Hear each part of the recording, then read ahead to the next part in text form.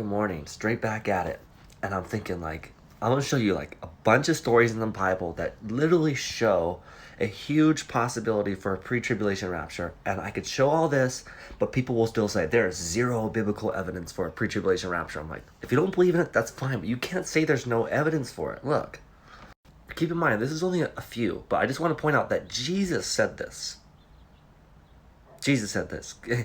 Okay, so as it was in the days of Noah, so shall it be also in the coming of the Son of Man. They ate, they drank, they married wives. So until the day that Noah entered the ark, and the floods came and destroyed them all. Right. So this is the version in Luke. It's deeper in Matthew, but I want to show you the Lot one. But let me show you something about the days of Noah first.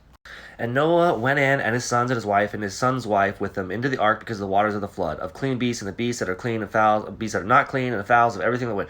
They went in two and into the ark, male and female, God had commanded Noah. And it came to pass after 7 days that the waters of the flood were upon the earth. Okay? So remember, this would be in the 600th year of Noah's life in the second month. Now, remember, they were using Tishri as the first month only in Genesis, because I believe that is Noah's birth month, was the 7th month.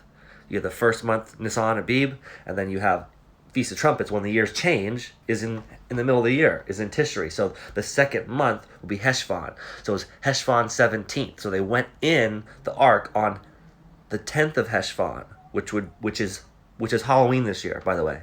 And it's also the end of the summer harvest. They got on the ark, and then God closed the door behind them. Okay, so what was going on in the days of Noah? Everybody was making fun of them. Nothing's going to happen. They knew not. They knew not until the flood started. How could people not know if they're in a tribulation? I don't get it.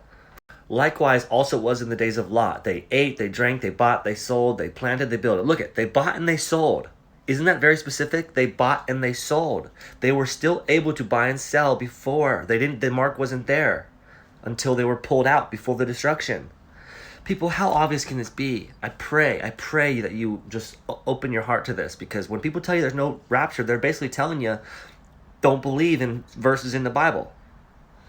Okay, please take it easy on me. I know how it sounds, but look at this. Jesus is saying this, but that same day, Lot went out of Sodom, it rained fire and brimstone from heaven. So it could be that the restrainer it would be us being here. I don't want to get into the restrainer thing again, because I know that a lot of people say Michael's a restrainer, the Holy Spirit is a restrainer, the Holy Spirit dwells in us. So the angels couldn't destroy the city. I'm not going to get to the rest of them. I got 10 more. The angels couldn't destroy the city until the family were pulled out. And the mark was not here yet. Okay, remember Lot's wife. Okay, now it gets so deep. I have to make a part 2. I'm going to have to make a part 2 because there's so many more.